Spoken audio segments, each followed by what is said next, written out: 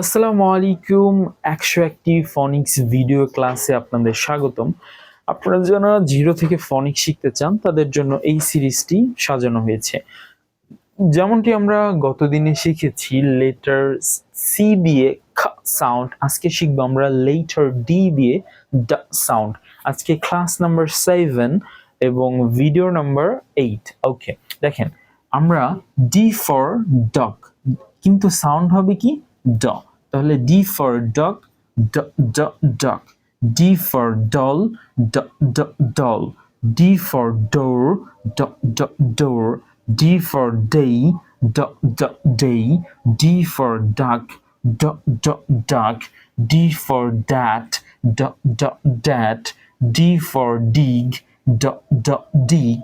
D for down অথবা down, d d down অথবা down. D for draw, d d draw. D for drum, d d drum. তো এইভাবেই আপনারা লেটারের সাউন্ডগুলো practice করবেন। আমরা অবশ্য এ থেকে জেড পর্যন্তই চেষ্টা করব সবগুলো সাউন্ড দেওয়ার জন্য। আজকে আমরা লেটার ডি দিয়ে সাউন্ড শিখলাম।